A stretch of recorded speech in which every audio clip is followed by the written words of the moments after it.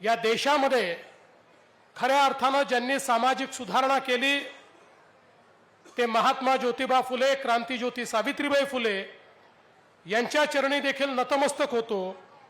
आणि आजच्या या आपल्या सभेमध्ये मंचावर उपस्थित असलेले आपले कुंभ मंत्री गिरीश महाजनजी, पर्यावरण मंत्री पंकजाताई मुंडे, भारतीताई पवार, आपल्या लोकप्रिय आमदार देवयानीताई फरांदे, सीमाताई हिरे, राहुलजी ढिकले, राहुलजी अहेर, श्री विजय चौधरी, सुनीलजी केदार, बबनरावजी घोलप, बाळासाहेब सानप, अपूर्व हिरे, रवीजी अनासपुरे, लक्ष्मण सावजी, अजित चव्हाण, प्रदीप पेशकर, यतीन कदम, आशिष नाहर, सुनील बच्छाव, गिरीश पालवे, विजय साने, रश्मिताई हिरे, सुनील देसाई, श्याम बडोदे, मंचावर उपस्थित असलेले सर्व मान्यवर, आपले सर्व उमेदवार आणि या ठिकाणी उपस्थित असलेल्या माझ्या सर्व लाडक्या बहिणींनो आणि तितक्याच लाडक्या भावांनो, आज नाशिकमध्ये आल्यानंतर सर्वात पहिल्यांदा प्रभू श्रीरामाला मी नमन करतो। रामाय रामभद्राय रामचंद्राय वेदसे रघुनाथाय नाथाय सीताया पते नमः, अशा प्रभू श्रीरामाच्या चरणी या ठिकाणी मी नतमस्तक होतो। मी प्रभू श्रीरामचंद्रांना वंदन करतोय, पण काल परवा दोन भाऊ येऊन गेले, नाशिकमध्ये आले पण रामाची आठवणच झाली नाही।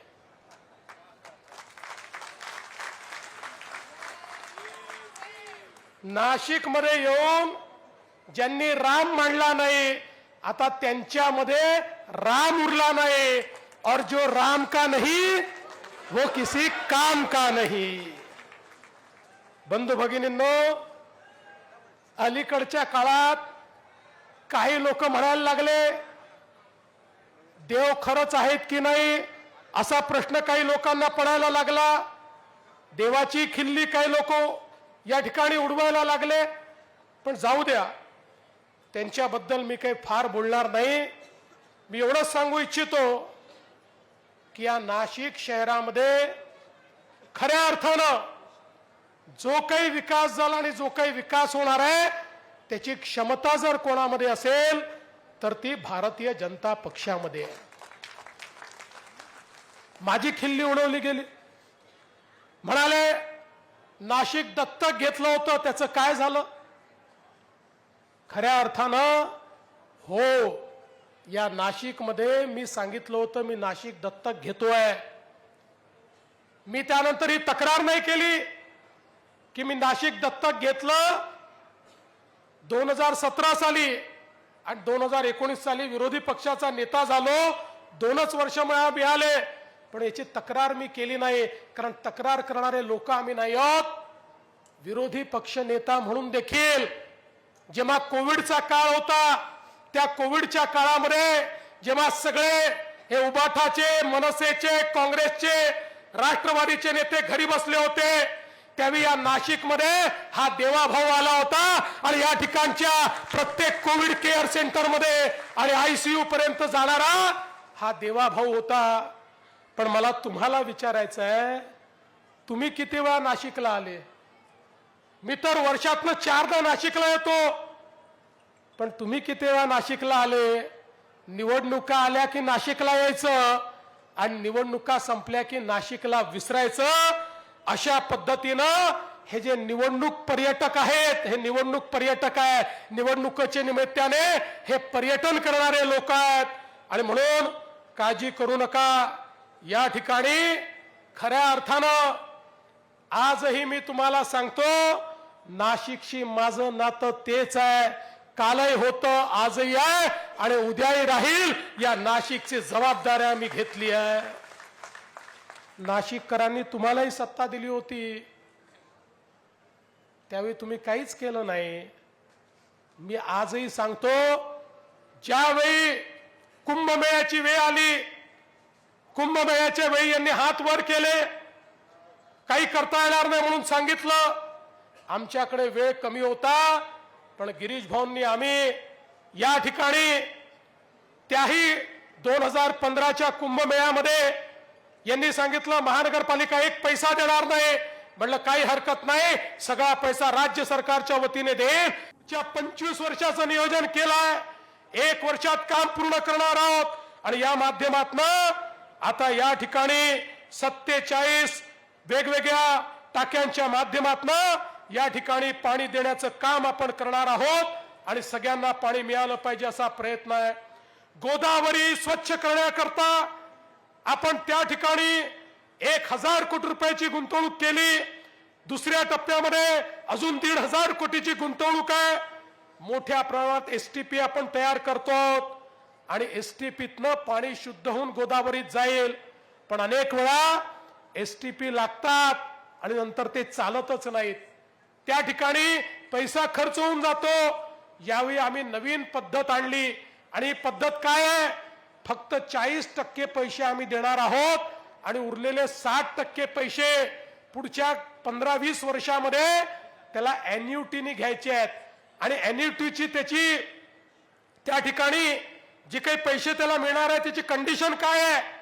त्याची कंडिशन अशी आहे, दर 3 महिन्यांनी आपली नाशिक महानगरपालिका गोदावरीची वॉटर क्वालिटी टेस्टिंग करेल आणि जर वॉटर क्वालिटी सांगितल्याप्रमाणे असेल तरच त्याला पैसे मिळतील, नाहीतर पैसे मिळणार नाही. त्यामुळे राज ठाकरेजी, तुम्ही म्हणालात गंगेचं पाणी पिण्यालायक नाही, गोदावरीचं पाणी आंघोळी लायक देखील करू, पिण्यालायक देखील करू. तुम्हाला गोदावरीत येऊन डुबकी मारता येईल अशा पद्धतीचं या गोदावरीचं काम आम्ही या ठिकाणी हातामध्ये घेतलेलं आहे.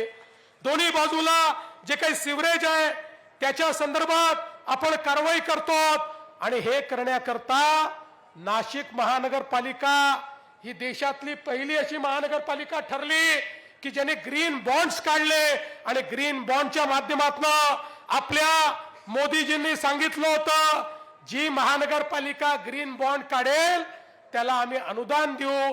त्या अनुदानाच्या माध्यमातून त्याच्या बॉन्डवर त्याला जेवढा इंटरेस्ट द्यावा लागतो तो सगळा इंटरेस्ट केंद्र सरकारच्या पैशातनं जाईल आणि मोफत बिनव्याजी अशा प्रकारचे पैसे मिळतील. या योजनेतला पहिला बॉन्ड माझ्याच हाताने नाशिक महानगरपालिकेने काढला आणि 200 कोटी रुपये मागितले होते, ओव्हर सबस्क्राईब झाला, 1000 कोटी रुपये द्यायला लोक तयार झाले. अशा पद्धतीनं हा ग्रीन बॉन्ड या ठिकाणी लावला. आपले गिरीश भाऊ सांगत होते कशा प्रकारे या नाशिकमध्ये गुन्हेगाराची कंबर आम्ही तोडली, या नाशिकच्या गुन्हेगारांमध्ये दहशत पैदा केली. नाशिकमध्ये गुन्हेगारांचं नाही, कायद्याचं राज्य आज चालतंय. कोणाची हिंमत नाही आहे आणि कोणी हिंमत केली तर त्याचं कंबरडं मोडल्याशिवाय राहणार नाही. हे देखील आम्ही केलंय. पण याच्या सोबत आता नाशिकमध्ये 4000 कॅमेरे आम्ही लावतो आणि हे कॅमेरे म्हणजे शंकराचा तिसरा डोळा आहे. लक्षात ठेवा, या कॅमेऱ्याला आर्टिफिशियल इंटेलिजन्सची जोड लावली आहे. नाशिक मधलं या ठिकाणी प्रत्येक गुंडाची मुवमेंट आम्ही कॅप्चर करणार आहोत. नाशिकमध्ये काही घडलं तरी आमचा डोळा त्या ठिकाणी असणार आहे. याच्यामध्ये फेस रिकॉग्निशन देखील आहे, याच्यामध्ये बॅग रिकॉग्निशन देखील आहे, याच्यामध्ये नंबर प्लेट रिकॉग्निशन देखील आहे. सगळ्या प्रकारे आता नाशिकमध्ये कोणी बदमाशी करणार नाही याच्यावर नजर ठेवण्याकरता पोलिसांना आपण या ठिकाणी तिसरा डोळा दिलेला आहे. आणि त्यासोबत नाशिक महानगरपालिकेचं स्वतःचं फायबर ऑप्टिक टाकून एक प्रकारे नाशिकला स्मार्ट आणि सेफ सिटी मध्ये कन्व्हर्ट करण्याचं काम हे आपल्या राज्य सरकारच्या माध्यमातून या ठिकाणी करतो. आणि म्हणून बंधू भगिनींनो, आज या सगळ्या गोष्टी ज्या आपण करतो या करत असताना पाणी पुरवठा असेल, सिवरेज असेल, BSNL असेल, ऑप्टिक फायबर असेल, गॅस पाईपलाईन असेल, या सगळ्या गोष्टीचं काम एकत्रित हातात घेतलेलं असल्यामुळे पुढच्या काळात पुन्हा पुन्हा नाशिक खोदा अशा प्रकारची किमान महत्वाच्या रस्त्यावर वेळ येणार नाही. अशा प्रकारचा आमचा प्रयत्न आहे। अनेक गोष्टी या ठिकाणी सांगता येतील। पुढच्या काळामध्ये एक आयटीचा मोठा पार्क देखील या ठिकाणी आपल्याला करायचे आहे। इलेक्ट्रिक हब आपल्याला तयार करायचा आहे। नाशिकमध्ये वेगवेगळ्या प्रकारे आपल्याला या ठिकाणची गुंतवणूक आणायची आहे। आणि म्हणून बंधू भगिनींनो, खऱ्या अर्थानं आपण जर विचार केला तर या नाशिकच्या संदर्भात काही विवाद देखील या ठिकाणी झाले आहेत। विशेषतः आपण जिथे साधुग्राम करतो त्या साधुग्रामवर झाडं तोडण्याच्या संदर्भातला एक विवाद उभा झाला। पहिल्यांदा तर काही डाव्या विचारसरणीच्या लोकांनी अशा प्रकारच्या अफवा पसरवल्या की कोणीतरी मला विचारलं, का हो म्हणाले तुमच्या नाशिकमध्ये तुमची महानगरपालिका ज्या झाडांखाली सीतामाई बसली होती ते झाडं तोडायला निघाली। अरे मी म्हटलं बाबा कोणी सांगितलं तुला? यामध्ये जे सत्य आहे ते तुमच्यापर्यंत पोहोचलं पाहिजे। ही जी जागा आहे या जागेमध्ये साधुग्राम आपण करतो। 1993 पासून रिझर्वेशन आहे। 3 लय केलं, 15 लय केलं, आताही आपण करणार आहोत। बंधू भगिनींनो, खरं म्हणजे 2002 साली माझ्याकडे आता ठराव आहे। 2002 साली महानगरपालिकेने ठराव केला होता ही जागा एक्वायर करायचा। किती पैसे लागणार होते माहितीये? तेव्हाच्या किमतीप्रमाणे 7 कोटी रुपयात ही 54 एकर सगळी जागा ही एक्वायर होणार होती। ठीक आहे, राज्यकर्त्यांना वाटलं नाही, त्यांनी केली नाही। त्यानंतर आपण जर या साधुग्रामच्या जागेचा विचार केला तर आता माझ्याकडे 2 गुगल मॅप आहे। हा गुगल मॅप आहे, हा 2014-15 चा गुगल मॅप आहे। इथे कुठे झाडं आपल्याला दिसतात का बघा। कोणीही गुगलवर जाऊन हा मॅप काढू शकतो। हा 2014-15 चा गुगल मॅप आहे आणि हा 2020-21 चा गुगल मॅप आहे आणि त्यानंतर 25 चा, हा 2023-24 चा गुगल मॅप आहे। याच्यामध्ये आपल्याला ती सगळी झाडं दिसतात। ही जी झाडं आहेत ना या ठिकाणी लागलेली, ज्यावेळी या महाराष्ट्रामध्ये 50 कोटी वृक्षारोपणाचा आपण निर्णय केला आणि त्याआधी आपल्याकडे आपण ज्यावेळेस जागा शोधून काढल्या कुठे वृक्षारोपण करायचं आहे, नाशिक महानगरपालिकेत आपली सत्ता होती, आपल्या लोकांनी निर्णय केला की या ठिकाणी वृक्षारोपण करायचं, रिकामी जागा आहे आणि म्हणून आपण त्या ठिकाणी वृक्षारोपण केलं। ती ही वृक्ष आहेत, त्यातली काही मोठी जुनी वृक्ष आहेत, काही आपण वृक्षारोपण केलेली आहेत आणि काही झुडपं आहेत। पण मी तेवढंच सांगून तुम्हाला थांबणार नाही। माननीय राजसाहेब, उद्धव साहेब हे या ठिकाणी येऊन गेले। या महानगरपालिकेवर ज्यावेळेस त्यांचं राज्य होतं त्यावेळी 16/4/2016 हा महानगरपालिकेचा ठराव आहे। 16/4/2016 राजसाहेब आपले महापौर होते, आपली महानगरपालिका होती आणि त्या ठिकाणी काय म्हटलंय, 54 एकर जागा विना वापर पडून आहे। त्याच्यावर खुले महांतर, मनोरंजन, सर्कस, खेळाचं मैदान, वेगवेगळ्या प्रकारचे उत्सव या सगळ्या करता आणि मग चौपाटी, नवीन नर्सिंग कॉलेज या सगळ्या करता याचा उपयोग करून यातनं पैसे महानगरपालिकेला कमवता येतील म्हणून कमर्शियल उपयोग करण्याकरता माननीय राज ठाकरे साहेब महानगरपालिकेत आपली सत्ता असताना 16/4/2016 रोजी तुम्ही हा ठराव केला। त्यानंतर आमची सत्ता आली। आमची सत्ता आल्यानंतर आम्ही कमर्शियल वापर नाही केला, आम्ही त्या ठिकाणी झाडं लावली आणि झाडं लावून त्या ठिकाणी त्याला हिरवगार केलं। आणि आज पुन्हा एकदा सांगतो, गिरीश भाऊंनी सांगितलंय आम्हाला कुठली मोठी झाडं तोडायची नाहीत, काही झुडपं आहेत ती झुडपं त्या ठिकाणी तोडायची आहेत। पण त्याही संदर्भात आता उच्च न्यायालयामध्ये केस चाललेली आहे, त्यामुळे उच्च न्यायालयाचा जो निर्णय असेल आम्हाला मान्य असेल, आम्ही झाडं लावणारी लोक। मी गिरीश भाऊंचं अभिनंदन करेन। 20,000 अशी झाडं गिरीश भाऊंनी आणली की जी 3 वर्षाची 5 वर्षाची झाडं आहेत। पुढच्या 5 वर्षामध्ये ज्या ठिकाणी झाडं लागली आहेत तिथे जाऊन भेटल्यानंतर असं आपल्याला वाटेल की 20 वर्षापूर्वी हे वन लावलं आहे का, अशा पद्धतीनं त्या ठिकाणी त्यांनी काम केलंय। आणि म्हणून कुंभमेळा तर करायचा आहे, पण या ठिकाणी हे जे डावे लोक आले आहेत, हे जे लोक या ठिकाणी सांगतात की साधू येऊन या ठिकाणी चिली मोडतात, त्यांना आमच्या धर्माबद्दल माहिती नाही, त्यांना आमच्या संस्कृतीबद्दल माहिती नाही, त्यांना सनातन बद्दल माहिती नाही, त्यांना हे माहिती नाही. अरे अनादी काळापासून या नाशिकच्या तीरावर या ठिकाणी कुंभमेळा होतो.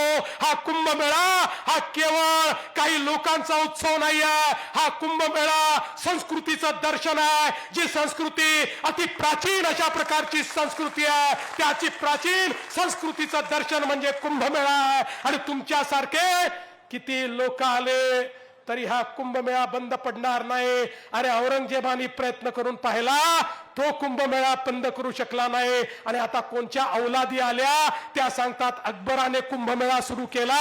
त्या औलादींना सांगतो, अरे जेव्हा अकबराच्या बापाचा बाप बापाचा बाप बापाचा बापही पैदा झाला नव्हता तेव्हाही याच नाशिकमध्ये या ठिकाणी कुंभमेळा होत होता. त्यामुळे अशा प्रकारच्या नालायकांना त्यांची जागा दाखवून देण्याकरता आज आपल्याला काम करण्याची आवश्यकता आहे. बंधू भगिनींनो, ही जी हजारो कोटी रुपयाची कामं या ठिकाणी चालली आहेत, आपण बघा या ठिकाणी 1300 कोटी रुपयाचे आपण 8 पुलांचं काम हातामध्ये घेतलेलं आहे. राष्ट्रीय महामार्गाचं 2700 कोटी रुपयाचं काम घेतलंय. एसटीपीचं अजून वेगळ्या प्रकारे 1483 कोटीचं काम घेतलंय. सिवरेजचं 217 कोटीचं काम घेतलंय. या ठिकाणी घाटांचा विस्तार 2.5 किलोमीटर पर्यंत आपण करतोय. रामकाल पथ, खऱ्या अर्थानं हा जो रामकाल पथ ज्या प्रकारे आपण तयार करतो आहोत, मी तुम्हाला सांगतो पुढच्या काळामध्ये लोक आज नाशिकला येतात, त्या ठिकाणी काळाराम मंदिर पाहतात, पंचवटी पाहतात, पण खऱ्या अर्थानं इथला इतिहास त्यांना समजत नाही. हा रामकाल पथ अशा प्रकारे आपण करणार आहोत की खऱ्या अर्थानं रामायण प्रत्यक्ष या ठिकाणी आपल्याला पाहायला मिळत आहे का, अशा पद्धतीनं लोकांना वाटेल. अशा प्रकारचं काम आपण करणार आहोत. यासोबत आपण नाशिक पोलिसांना देखील 364 कोटी रुपये शहरामध्ये, 122 कोटी रुपये जिल्ह्यामध्ये त्या ठिकाणी दिले आहेत की ज्या माध्यमातून मोठ्या प्रमाणात आपण काम करणार आहोत. आणि साधू ग्रामची जागा देखील 2400 कोटी रुपये देऊन त्या ठिकाणी आम्ही एक्वायर करणार आहोत. आणि आज तुम्हाला शब्द देऊन जातो, या जागेचा आम्हाला कमर्शियल उपयोग करायचा नाही. ही जागा आम्ही खुलीच ठेवणार आहोत. या ठिकाणी ही जागा एक प्रकारे लंग म्हणून या ठिकाणी आम्ही करू, अशा पद्धतीचा आपण एक निर्णय घेतलाय. आणि त्यासोबत महावितरणच्या माध्यमातून या नाशिकमध्ये विजेचं नवीन नेटवर्क तयार करण्याकरता आपण 814 कोटी दिले आहेत. आणि या ठिकाणी नवीन सबस्टेशन करण्याकरता 900 कोटी रुपये दिले आहेत. पुढच्या 25 वर्षात या नाशिकच्या परिसरामध्ये जे उद्योग येणार आहेत त्या उद्योगांकरता हे इन्फ्रास्ट्रक्चर कामात येणार आहेत.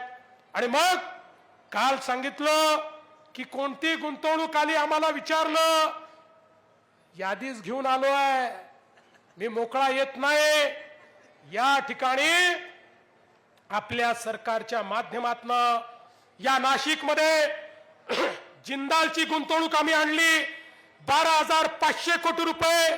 या ठिकाणी रिलायन्सची गुंतवणूक आणली 5,000 कोटी रुपये. महिंद्रा अँड महिंद्राची गुंतवणूक आणली इलेक्ट्रिक व्हेकल मध्ये 5,000 कोटी रुपये. एकटा महिंद्रा अँड महिंद्रा 10,000 लोकांना या ठिकाणी रोजगार देणार आहे. क्रॉम्प्टन ग्रीव्हिसची आम्ही गुंतवणूक आणली 1,155 कोटी रुपये. व्हर्च्युअसची गुंतवणूक आणली 800 कोटी रुपये. इपिरॅकची गुंतवणूक आणली 350 कोटी रुपये. विविध रिन्यूची गुंतवणूक आणली 1500 कोटी रुपये. कृषीराज सोलरची गुंतवणूक आणली 1500 कोटी रुपये. एसी गॅसेसची गुंतवणूक आणली 550 कोटी रुपये. सह्याद्रीची गुंतवणूक आणली 350 कोटी रुपये. 57,000 कोटी रुपयाची गुंतवणूक ही आम्ही या नाशिकमध्ये आणलेली आहे, नाशिकमध्ये. आणि आता याच्या सोबत एक अजून नव्याने गुंतवणूक माननीय मोदीजींच्या माध्यमातून आली. आपल्या HAL मध्ये आता विमान बनवण्याकरता 12,000 कोटी रुपयाची गुंतवणूक आली आहे. आणि आता ती नुसती तिथेच गुंतवणूक राहणार नाही. मी त्यांच्याशी चर्चा करत होतो त्यावेळी मला सांगण्यात आलं केवळ 12,000 कोटी रुपयावर ही गुंतवणूक थांबत नाही. याच्यामुळे 1500 एन्सिलरी युनिट आता या ठिकाणी येणार आहेत. आणि म्हणून नवीन उद्योगाकरता 1,000 एकर जमीन अधिकची अधिग्रहित करून तिथे नव्याने MIDC या नाशिकमध्ये आम्ही सुरू करण्याचा निर्णय घेतलेला आहे। आणि एवढंच नाही तर आता केंद्र सरकार आपल्याला जो डिफेन्स कॉरिडॉर देतो आहे, त्या डिफेन्स कॉरिडॉर मध्ये 3 डिफेन्स कॉरिडॉर आपल्याला दिले आहेत। त्या 3 डिफेन्स कॉरिडॉर मध्ये जो आपला एअरफोर्सशी संबंधित, एव्हिएशनशी संबंधित जो आपला डिफेन्स कॉरिडॉर आहे तो नाशिक मध्ये करण्याची शिफारस आम्ही केलेली आहे आणि ती अंतिम टप्प्यामध्ये केंद्र सरकारकडे आहे। आणि म्हणून मी तर छोट्या छोट्या गोष्टी सांगितल्या नाहीत आणि मी तुम्हाला सांगतो इथे थांबलो नाहीये। 50,000 कोटी रुपयाच्या अजून गुंतवणुकी पाईपलाईन मध्ये आहेत, त्यातल्या काही डावोस मध्ये आता होतील कारण त्याच्यात परदेशी गुंतवणूकदार आहेत। आणि म्हणून या नाशिकच्या सर्वांगीण विकासाकरता या ठिकाणी आम्ही कामाला आलेलो आहोत। नाशिक हे कालही आमचं होतं, आजही आमचं, उद्याही आमचं राहणार आहे। त्यामुळे मी एवढंच सांगतो, या निवडणुकीमध्ये आपल्याला पुन्हा एकदा पूर्ण बहुमत भारतीय जनता पक्षाला द्यायचं आहे। भारतीय जनता पक्षाचं कमळ तर तुम्हाला माहिती आहे, पण काही आपले पुरस्कृत उमेदवार देखील आहेत। या ठिकाणी भाग्यश्री ढोमणे प्रभाग 25 ढोमसे प्रभाग 25 कब्बशी त्यांना मिळालेली आहे, पुण्यवती पवार यांना कपाट मिळालेला आहे आणि त्यासोबत प्रकाश अमृतकर यांना गॅस सिलेंडर मिळालेला आहे। यांना देखील आपल्याला निवडून द्यायचं आहे। आणि म्हणून बंधू भगिनींनो, एक आधुनिक नाशिकचं स्वप्न बघितलेलं आहे आणि स्वप्न हवेत नाही आहे। आम्ही ब्ल्यूप्रिंट दाखवणारे लोक नाही आहोत, आम्ही प्रत्यक्ष काम करणारे लोक आहोत। हे जे 25,000 कोटी रुपये मी सांगितले त्याची गुंतवणूक सुरू झालेली आहे। नाशिक बदलतंय। पुढच्या काळामध्ये एक आधुनिक नाशिक हे आम्ही तयार करू, ज्या नाशिकमध्ये आधुनिकताही असेल आणि ज्या नाशिकमध्ये संस्कृती देखील असेल, सांस्कृतिक राजधानी आणि या ठिकाणी मॅन्युफॅक्चरिंगची राजधानी, अशा प्रकारचं नाशिक आपल्याला तयार करायचं आहे। आम्ही जे सांगतो ते करणारे लोक आहोत। बंधू भगिनींनो, आपल्याला कल्पना आहे मागच्या विधानसभेच्या निवडणुकीमध्ये प्रचंड मोठा आपण यश आम्हाला दिलं। या ठिकाणी रेकॉर्ड तोड अशा जागा दिल्या। त्या जागा मिळाल्यानंतर काही लोक म्हणायला लागले, आता बघा भाजपवाल्यांना इतक्या जागा मिळाल्या की पहिलं काम काय करतील, लाडकी बहीण योजना बंद करतील। 1 वर्ष होऊन गेलं, लाडकी बहीण योजना बंद झाली नाही। लाडक्या बहिणींनो लक्षात ठेवा, जोपर्यंत तुमचा देवाभाऊ मुख्यमंत्री आहे लाडकी बहीण योजना बंद होणार नाही। पण मी माझ्या सगळ्या आमदारांना, गिरीश भाऊंना सांगू इच्छितो, आता माझ्या लाडक्या बहिणींना केवळ लाडकी बहीण ठेवायचं नाही आहे। आता ही महानगरपालिका निवडून येणार आहे। सगळे नगरसेवक, महापौर, आमदार, तुम्हाला मी या ठिकाणी एक टास्क देऊन जातोय। आता माझ्या लाडक्या बहिणींना केवळ लाडकी बहीण ठेवायचं नाही, माझ्या लाडक्या बहिणींना आता लखपती दीदी करायचं आहे। लखपती दीदी, मोदी साहेबांनी लखपती दीदीचा कार्यक्रम दिलाय। आणि तुमच्या माहिती करता सांगतो बहिणींनो, 50 लाख बहिणी लखपती दीदी झाल्या। पुढच्या 4 महिन्यात 1 कोटीपर्यंत आकडा पोहोचणार आहे। आणि म्हणून आता मी नाशिकला आलो, महापौरांना, नगरसेवकांना, आमदारांना त्यांनी किती रस्ते केले विचारणार नाही, ती माहिती मला असतेच। मी त्यांना विचारणार आहे, माझ्या किती लाडक्या बहिणींना तुम्ही लखपती दीदी केलं, आणि जो चांगलं काम करेल त्यालाच पुढचे महानगरपालिकेत पद मी देणार आहे। त्यामुळे माझ्या लाडक्या बहिणींना लखपती दीदी करायचं आहे। आणि म्हणून बंधू भगिनींनो, 15 तारखेला त्या ठिकाणी आपण मतदान केंद्रावर जा। प्रत्येकाला 4 मतं द्यायची आहेत। इकडचा तिकडचा विचार करू नका। 4 कमळ दाबा। 3 ठिकाणी वेगळे चिन्ह आहेत, तेवढे 3 चिन्ह लक्षात ठेवा। बाकी ठिकाणी गेल्यानंतर माणूस कोण आहे बघू नका, तो कसा दिसतो बघू नका, स्मार्ट आहे का, केस कमी आहेत बघू नका, फक्त कमळ बघा। कमळ आपला उमेदवार आहे। कमळाचं बटन दाबा आणि बाहेर या। 16 तारखेला मतदान झाल्यानंतर, 15 तारखेला मतदान झाल्यानंतर 16 तारखेला रिझल्ट येईल।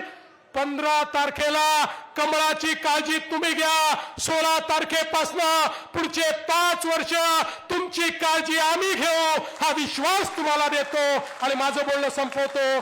धन्यवाद.